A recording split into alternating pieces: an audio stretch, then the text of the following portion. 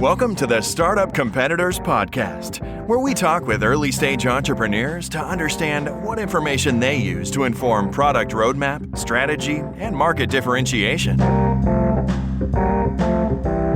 Welcome to the podcast. Today we have Wesley Crouch with Tudr. Wes, welcome to the show. Hey, thanks for bringing me on. All right, let's hear about Tudr. What do you guys do? Yeah, so Tudr is a mobile app for college students, actually. I graduated from Ball State about 2 years ago. And I was thinking back on, you driving down the road, and I was thinking back on college, and I was like, students are really affected by two core issues today. And that is earning money, and like having some extra spending money is really tough to do. And also getting help outside of the classroom is actually extremely rough as well. I mean, so when you're sitting in the library and it's 10 o'clock at night, you have no clue how to do your homework and you're stressed to the max. It's in that moment when you just need someone who gets you, who understands you, who knows how to help you. And the market says the options are there. The resources are, the solution has been made. And our universities, they tell us, oh, we've got the resources right here on campus. Well, I'm here to tell you those resources aren't there, and it's not working for college students. So we wanted to create one, and we did. So Tudr is a peer-to-peer knowledge sharing platform that connects struggling college students with proficient college students who know how to help them. We do this by having a closed ecosystem. We've created a product solely for college students to where now they understand each other. We put them through a beautifully designed onboarding process that is seamless for between each side of it. So if you want to go earn some money, or if you want to go ask for some help, now we will connect you with another college student to where it's a comfortable environment, it's a safe environment, and they're going to be connecting you with people who understand the shoes that you're in. So give me an idea of the current status of the business. For someone who's listening, are you still two guys in a garage? Are you'd be blown up and you have 100 employees now? Where are you on the journey? Yeah, no, we're still early on in the journey. So we have currently 3 co-founders. We're all from different cities here, but we're just working like crazy. That's honestly it. I mean, we're building out our platform right now. We've launched a beta at my alma mater, Ball State University. And then we have taken all that data and research and really changed some user experiences a bit. And then now we're launching the full production application here in a few weeks at a few select universities here in Indiana. Awesome. Yeah.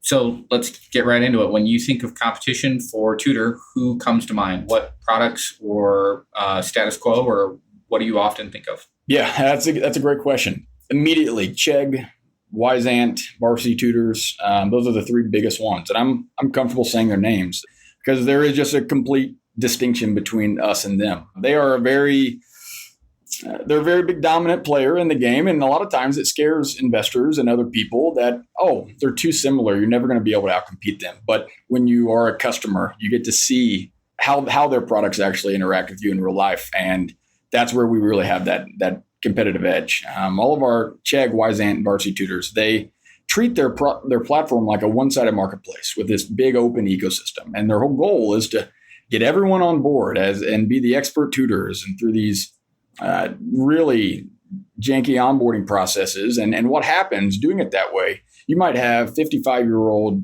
Joe Mark as trying to teach high school chemistry and college chemistry and 8th grade chemistry, all of which he's now this vetted chemistry tutor, and it's completely different customer. The open ecosystem is vastly ineffective, just because you can't really get a good quality control on that. The idea that someone's going to be comfortable paying the average of $75 an hour for someone that they can't directly know is going to be able to help them and or be comfortable with them, that's where we really differentiate. We give you help that you're comfortable with, that knows how to help you at a much lower cost.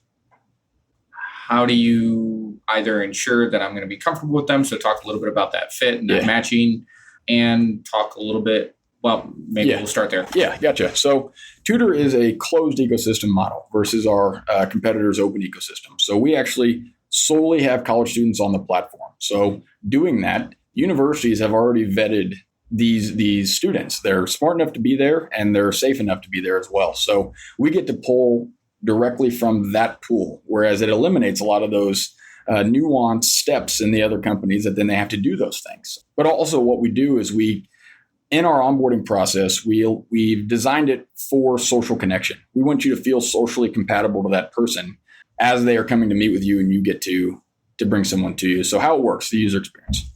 If a student wants to go get help, they're just going to say, I need help with Calculus 201. I need help on derivatives. And you take a photo of what you're working on, and then you send it up into our network. Well, now peers, like if you and I are both on campus, you want to earn some money, you can then browse the open jobs in your area, either on campus or online, virtually across the nation. And you get to go, oh, I know exactly how to do that West guy's Calculus 201. I just did that last semester. I'm going to go tell him I can help him out there. Well, I get to then look at your profile. I get to take a look at your social connections that you've already had, as well as a few other implementations there. And I go, oh, I feel really comfortable with this guy. He's in Greek life. He's in this organization. He knows how to help me here. He's a biology major too, and I am as well. So I like that guy. I'm going to hire that guy with one click, and we're going to be right here on campus. It's a much better value proposition than someone that's 55 years old and a PhD trying to come and charge me $150 an hour. I'm the smart kid who's trying to make money in this scenario, which I like. Thank you. So when I go to create my profile as the guy who wants to do the tutoring, what quality control steps do you have on that process?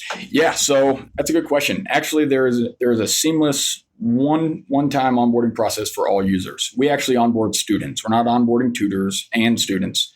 Ultimately, it's just we're onboarding college students, and you can use it however which way you want. So you might have a 4.0 GPA, but a 4.0 GPA still has to ask for help sometimes too. It just might not be as frequently as that 2.0 GPA. So it's the same user onboarding experience. And how it works is you as a tutor, your big vetting qualification is going to be your profile. Okay, keeping your ratings, reviews, and endorsements to where you're actually doing a good job for people. Ultimately, your peers are going to decide how well you do in the market, and they're then going to be able to make that public on your page. Could we talk a little bit about some of the findings from the beta at Ball State? Yeah. Yep. So maybe I'll back into it. Did any of those users that used you at Ball State, had they used Chegg and some of the other competitors? Yes. In the past? Okay, awesome. Did you get any feedback directly to that? Like how did they think of your experience versus what they've used in the past? Yeah, so we actually had about 56% of all of our test users going in and saying they would much rather use peer-to-peer. They've already used peer-to-peer companies today, like your Uber, Lyft, Wag, Airbnb. So they're comfortable with the technologies. But then we went a little bit further. So I wanted to make sure that just the overall idea of meeting with a peer, they feel safe, things like that. It was the question when we go, what do you feel most comfortable with? Do you feel most comfortable with a student or a peer helping you on your homework, or a professional tutor? And it was actually 78% said I would prefer a peer to help me on my homework. That's versus a 12% said that it was also a professional tutor. And then there was a couple other little options. And was that after they had gone through the pilot or before? They had gotten to know about the application already. Okay. We had then given them an assessment. I can't say that they all went through the app because we only had about a third of them actually want to go through the app. But they all got prefaced on what the app does and how it works and interacts. And then they got to answer the assessments. Okay. Yeah. Got it. There's no chance off the top of your head you carved out any of those numbers for the third that went through versus the 2/3 that didn't? I didn't. All right. No, okay. No, I'm sorry. Yeah. It's all right. Yeah. That would have been impressive. Yeah. All right. So you're trying to create a two-sided marketplace, which makes you crazy. Yes. As all people who try to go after two-sided marketplaces are crazy. Talk a little bit about your rollout strategy. When you think about actually rolling this out across colleges in Indiana, how do you do that given that you have a chicken and egg problem? Yeah, it's a great question. So it's the idea of just doing Facebook campaigns and pay-per-click is never going to work. It doesn't work in the business model like this. We are a high transaction, low margin.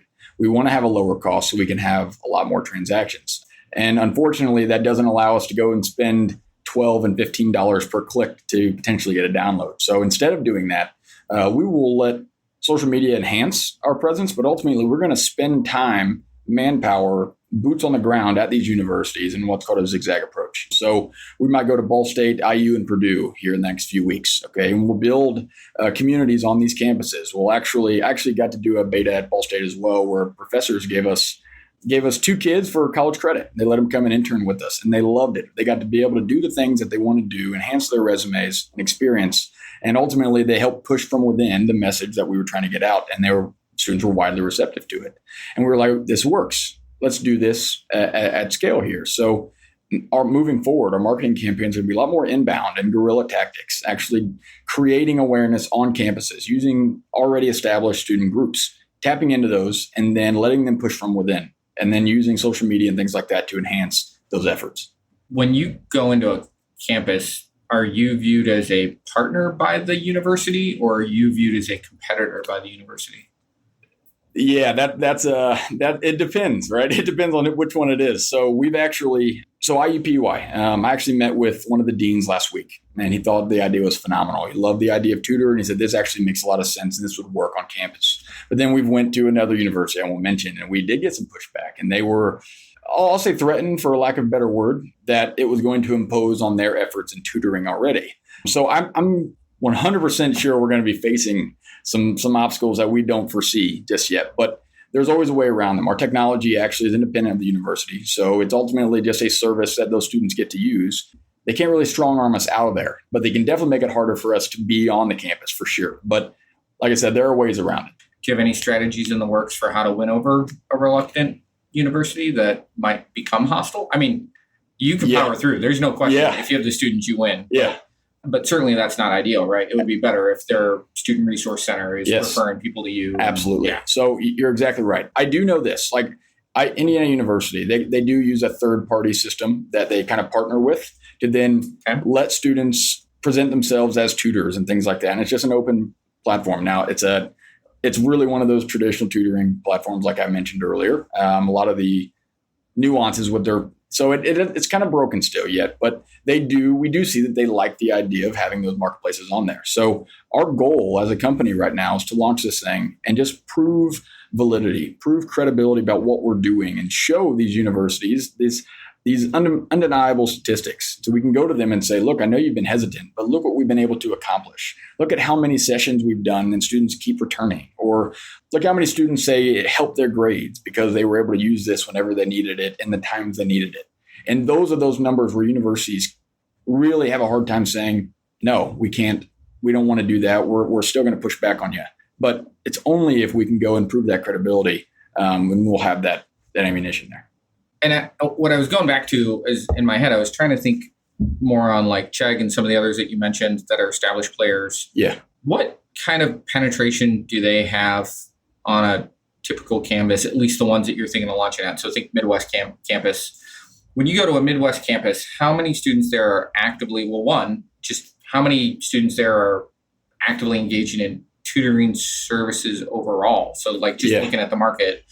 Then two, how many of them are doing it through one of your primary competitors? So another company like Chegg or something like that that's bringing in an outside tutor to help them do it. Yeah. So that's a hard question for me to answer because the data just seems to be really hard to come by. Our team has been working really hard to find some of those answers, but ultimately I guess people really aren't concerned about how many college students are going to get tutoring. But what we do see is that Chegg is probably our biggest competitor in the sense that they started out as a book company. So being able to buy and sell college textbooks, that's really their bread and butter. So they had that massive user base already because it's kind of the gold standard for textbooks. And then they acquired a company called Insta EDU. Allison is their CEO, and I have kind of been back and forth a few times, but they have really, Insta EDU did a great job. But it was Chegg has that user base that we can't touch. But fortunately, they're not actively present on those campuses. What they're doing is they're pushing their platforms to K through 12 and college. All right, trying to say, look, here's our marketing campaign, but I'm going to send it to an 8th grader and a senior in college. It's just two completely different people. So it helps us because their product offering and their targeting isn't as effective as what it could be, but it does hurt us that they do have that name recognition out there that everyone does know. One of your big value propositions when you pitch is the real-time component, right? And that real-time component comes from a number of things, right? The tutor is on campus already. It's one of your peers, obviously going to be much more real-time than finding somebody who is a PhD who's working with 8th graders and high school students and college students.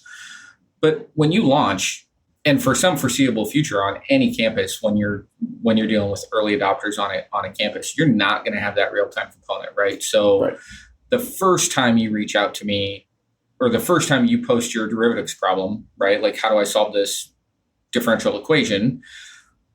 It could be hours or days before somebody replies to that. Sure. What's your plan to deal with that? Yeah, control it very carefully and as well as we can.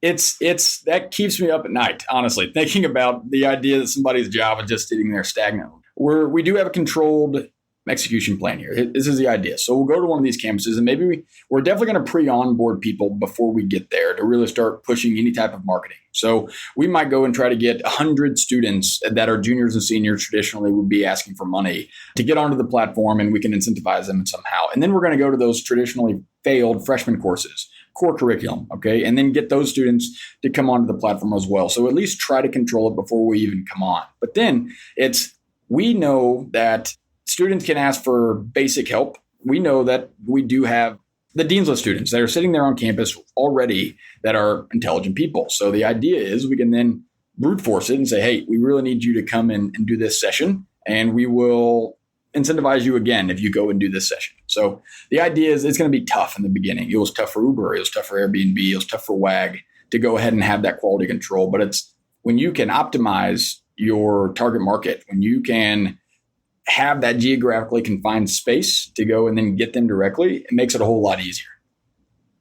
If you forecast out, let's say 12 to 24 months in the future, so you've got at least 1 year behind you of rollout across campuses, right? Yeah. So you've raised some venture capital, you've rolled out across, 7 to 10 campuses, you have that experience behind you now.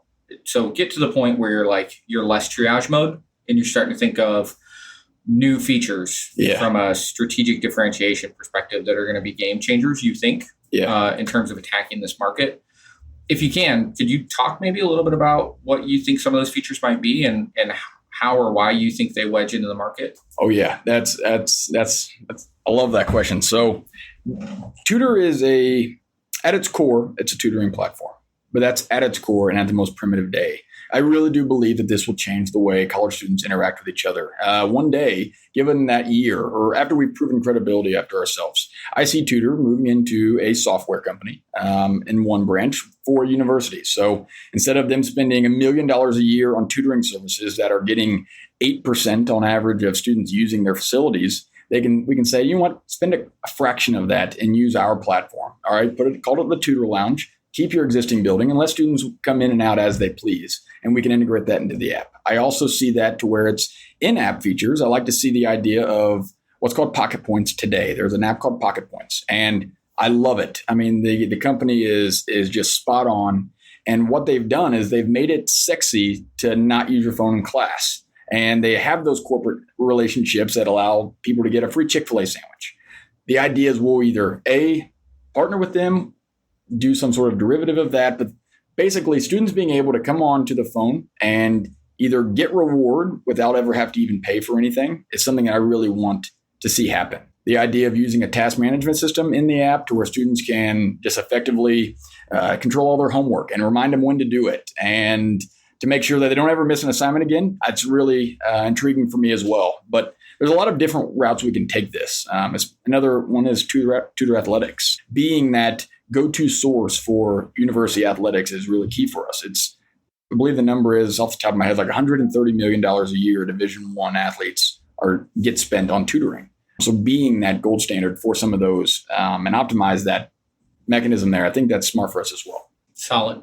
If I look at Chegg, and if they're really starting with me in the 7th or 8th grade as a potential customer, that means that if I do more than, I don't know what the magic number is, right? If I do 3-4 transactions, there's some number where I'm locked in. Yeah. Like I'm a believer. Yeah. I like my tutor. Yeah. You got some loyalty there. Yep. So now they have me through junior high, conceivably through high school, then conceivably through college. The lifetime value calculation on me as a user in that platform is now anywhere from 8 to 10 years. Yeah. Right? Yep.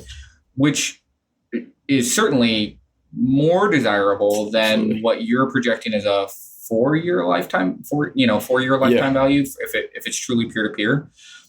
And so that's me articulating it in business model terms. But the thing that got me thinking down this path was if you have an aging population of users that are cycling out of the system, one of the problems that creates for you is there's a chance, especially I would imagine on smaller campuses or campuses where you don't get immediate uptick is that your biggest fans are, you could actually lose momentum on a campus and a campus could fade out, which means you constantly have to be monitoring and pushing and continuing to drive marketing into those campuses. How do you deal with that? Versus, I think in the check model, it's a little, not that they don't also have a continuous marketing problem. Everybody does. Yeah. But they are bringing into a college campus, for example, conceivably users who are coming from earlier education experiences where they've used the software. You're not doing that. Right. Talk a little bit about that. Yeah, that's a phenomenal question, actually. So the reason I really want to go towards that university software, right, is because hopefully it will combat that problem right there, right? So now we can go to the universities as a whole and say, we can let you guys spend less money, which is what every university wants to do ever in history. We can let you guys spend less money using our validated system.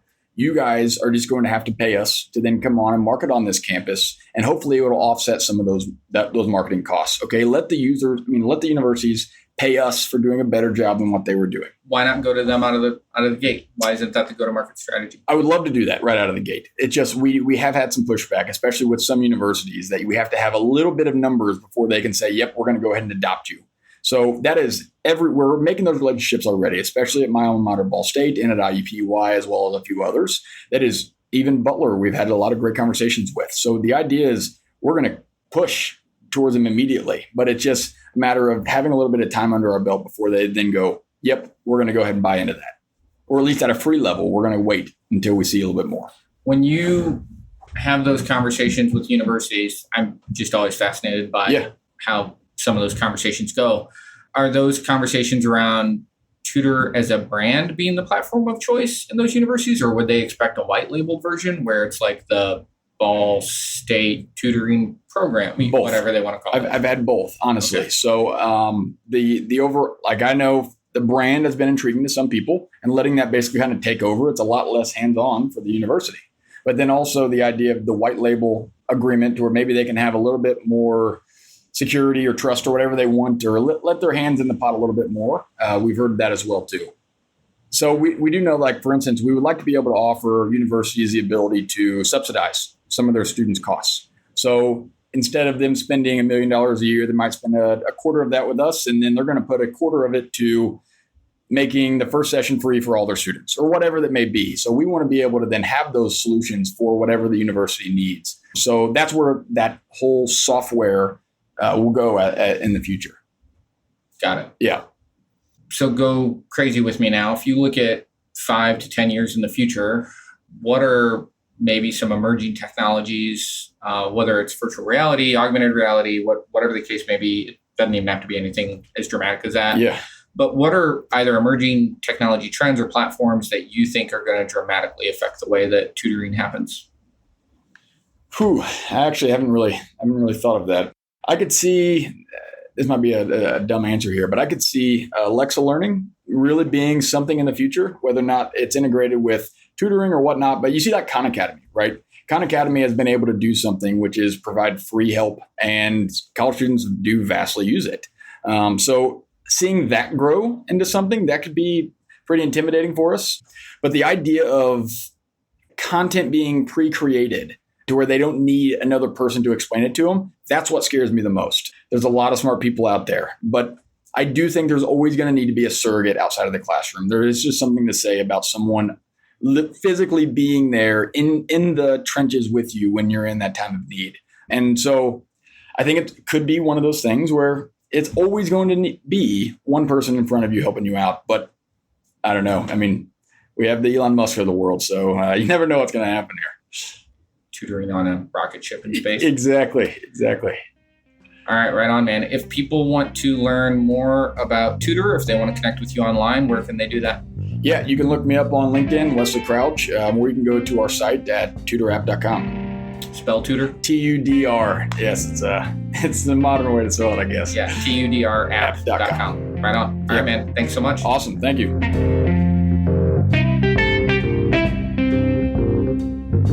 If you're thinking of launching a SaaS product, Startup Competitors can provide data on your closest competitors, survey potential users, or provide other product validation services.